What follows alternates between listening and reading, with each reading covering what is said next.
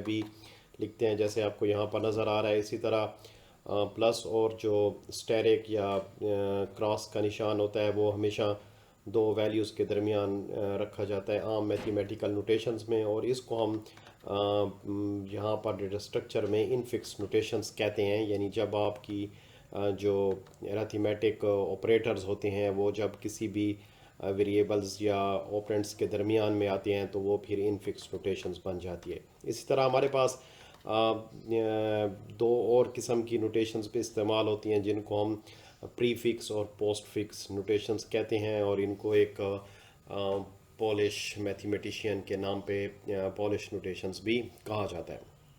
तो instead of saying A plus B हम यूँ लिखते हैं कि ऐड ए एंड बी, और इसी को जब हम एक्सप्रेशंस की सूरत में डिफ़ाइन करते हैं तो हम लिखते हैं plus A B.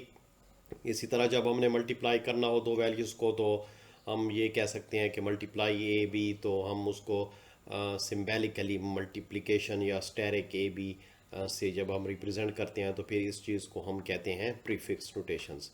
Dear students, postfix में जो होता है वो जो आपके पास प्रीफिक्स है उसका रिवर्स होता है या उसका अल्टर होता है, जिसको हम रिवर्स पॉलिश नोटेशंस भी कहते हैं। Another alternative is to put the operators after the operand as in, जैसे आपको ये नज़र आ रहा है कि ए बी प्लस का मतलब ये होता है कि ए बी को आपने जमा करना है, लेकिन ये फिर पोस्ट फिक्स नोटेशंस में इस्तेमाल होता है। इसी तरह जब हम दो वैल्यूज़ को आपस में मल्टीप्लाई कर रहे होते हैं और उसको हमने पोस्ट फिक्स नोटेशन में रिप्रेजेंट करना हो तो फिर हम उसके लिए ए बी स्टेरिक से रिप्रेजेंट करते हैं।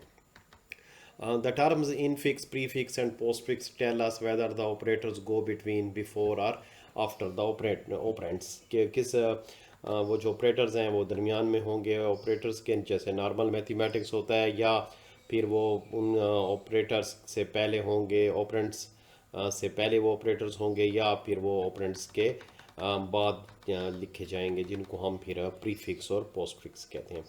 आमतौर पर जब हम किसी मैथमेटिकल एक्सप्रेशंस को या मैथमेटिकल इक्वेशन को हम हल करते हैं तो उसमें ये होता है कि जस्ट लाइक आपके पास ये है एवेल्यूएट 2 + 3 × 5 तो अब हमने इसको कैसे करना है, तो हमारे लिए ये एक प्रॉब्लम होता है कि हम इसको कैसे हल करें। अगर हम जमा को पहले करें, जैसे 2 + 3, तो 2 + 3 आपके पास 5 आ जाएगा, 5 5 से मल्टीप्लाई करेगा तो आपके पास आंसर आ जाएगा 25।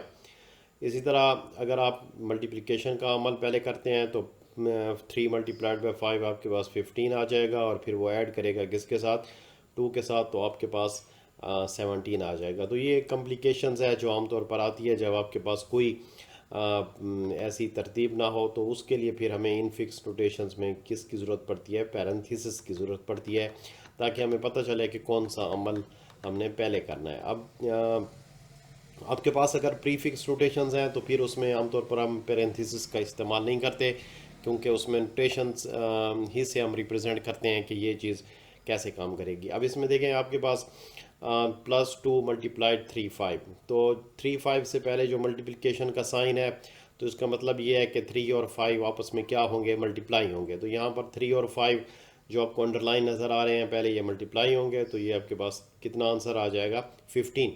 अब 15 और 2 जो हैं उनके आगे जो प्लस का साइन है, तो इसका मतलब ये है कि 15 और 2 आपस में क्या होंगे, प्लस होंगे। तो 15 + 2 आपके पास क्या चीज़ आ जाएगी, 17।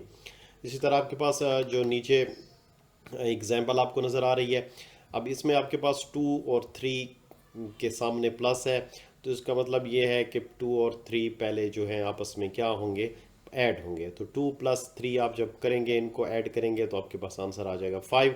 अब उसके बाद आपके पास जो स्टेरिक है उसका मतलब ये है कि 5 और 5 आपस में मल्टीप्लाई होंगे तो 25 आ जाएगा। तो इस अमल में हमें किस ब्रैकेट्स की ज़रूरत नहीं पड़ती, तो एक एज हमारे पास आ जाता है जब हम इनफिक्स या पोस्ट फिक्स नोटेशंस को इस्तेमाल करते हैं।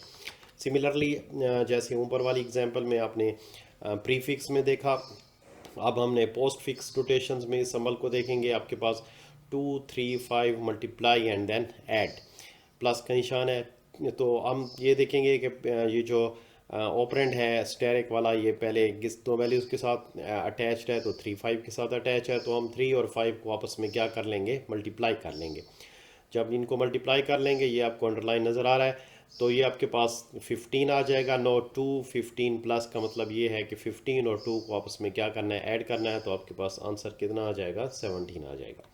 सिमिलरली आपके पास 2 3 प्लस 5 और स्टेरिक है। अब इसमें देखें आपके पास ये जो प्लस का ऑपरेटर है ये 2 और 3 के साथ है, तो इसका मतलब ये है कि हम पहले 2 और 3 को आपस में ऐड करेंगे पोस्ट फिक्स में, and then we multiply it with 5। तो 2 3 अंडरलाइन है, इसको आपने पहले ऐड कर लेना है, तो आपके पास क्या आ जाएगा 5, देन 5 एंड स्टेरिक 5 5 स्टेरिक का मतलब ये है कि 5 मल्टीप्लाई होगा 5 के साथ, तो आपके पास जो वैल्यू आएगी वो क्या आएगी, 25 आएगी। तो इसमें भी आपके पास कोई पैरेंथेसिस की ज़रूरत नहीं होती। तो इनफिक्स जो है is the only notation that require parentheses in order to change the order in which the operators are done।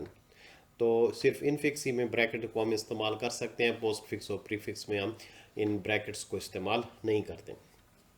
अब हमने फुल्ली पैरेंथेसाइज्ड एक्सप्रेशंस को देखना है कि अगर हमारे पास ऐसा एक्सप्रेशन है जिसमें तमाम ब्रैकेट्स लगी हुई हैं, तो फिर हम उसको कैसे हल करेंगे या उसका तरीकाकार कैसे होगा। ए फुल्ली पैरेंथेसाइज्ड जो एक्सप्रेशन है exactly one set of parenthesis enclosing each operator and its operands which is fully parenthesized जो आपके पास है।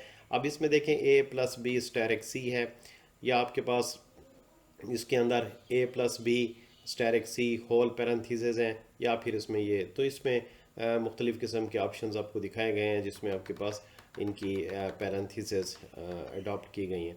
अब हमने किसी भी इनफिक्स ऑपरेटर में या इनफिक्स जो नोटेशंस में जो लिखे होता है अमल या आम मैथमेटिकल्स रूटीन में जो हम किसी एक्सप्रेशंस को या किसी इक्वेशन को लिखते हैं, तो उसको जब हमने प्रीफिक्स में कन्वर्ट करना हो तो फिर उसके लिए हमारे पास तरीकाकार होता है कि move each operator to the left of its operand and remove the parenthesis. तो उसमें क्या होता है कि हर जो ऑपरेटर होता है to the left of its operand, तो उसके लेफ्ट पे उसको डालना होता है और फिर पैरेंथेसिस को हमने क्या करना होता है, रिमूव करना होता है। जैसे आपके पास a प्लस बी है, तो a प्लस बी जो आपके पास प्लस का नोटेशन है, जो ऑपरेटर है, ये आपके पास यहाँ पर आ जाएगा, यानी प्लस और ए भी हो जाएगा। सिमिलरली अगर आपने इसको रिमूव करना है तो ये सी और डी से पहले आपके पास प्लस का ऑपरेटर हो जाएगा, और ये स्टेरिक जो है ये बिल्कुल लास्ट पे आ जाएगा, तो आपके पास ये इनफिक्स नोटेशंस में कन्वर्ट हो जाएंगे। जैसे आपको अब यहाँ पर नज़र आ रहा है, ऊपर वाली एग्जांपल में आपने देखा कि ए प्लस बी था, हमने प्लस को बाहर निकाल दिया और वो पैरेंथेसिस हमने रिमूव कर दी। सिमिलरली हमने स्टेरिक को बाहर निकालना है, तो ये जो बड़ी पैरेंथेसिस हैं, जो सबसे बड़ी वाली बाहर वाली हैं, इनको हम रिमूव कर लेंगे, and then C plus D वाले को। तो ये आपके पास जो बाहर वाली पैरेंथेसिस थी वो रिमूव हो गई, और उसके बाद हमारा जो स्टेरिक है वो यहाँ पर आ गया। इसी तरह सी प्लस डी जो लास्ट ब्रैकेट है, इसका जो प्लस है ये भी यहाँ पर बाहर आ जाएगा, और ये जो पैरेंथेसिस हैं ये क्या हो जाएंगी, रिमूव हो जाएंगी। तो ये आपके पास लास्ट जो एक्सप्रेशन आपके पास आएगा प्रीफिक्स में आफ्टर रिमूविंग द पैरेंथेसिस। तो ये हमारा जो इनफिक्स से प्रीफिक्स में चेंज हो गया। इसी तरह अगर आपने इनफिक्स से पोस्ट फिक्स में चेंज करना है, तो इनफिक्स से पोस्ट फिक्स में चेंज करने के लिए वही तरीकाकार है कि आपके पास a प्लस बी है, तो इसको आप बाहर निकाल लेंगे। इसी तरह स्टेरिक जो है वो तकरीबन सारी ब्रैकेट्स पे अप्लाई हो रहा है, होल पे है, तो इसलिए उसको ब्रैकेट से बाहर, फुल ब्रैकेट से बाहर निकालेंगे। इसी तरह आपके पास यहाँ पर जो माइनस है वो तमाम एक्सप्रेशंस में इस्तेमाल हो रहा है, तो वो सबसे एंड पे चला जाएगा। इसी तरह आपके पास ये जो स्लैश है ये यहाँ पर आ जाएगा, और जो आपके पास प्लस है ये यहाँ पर आ जाएगा। तो ये आपके पास तरीकाकार है। तो ए बी प्लस हो जाएगा, एंड देन सी इसके साथ स्टेरिक हो जाएगा, जबकि ये आपके पास डी ई प्लस हो जाएगा, and then F slash, and then negative sign is put up in the last of the expression. तो ये आपके पास जो एक्सप्रेशन था जो कि आपके पास पहले इनफिक्स नोटेशंस में था, अब वो तब्दील होकर आपके पास आ गया पोस्ट फिक्स नोटेशंस में।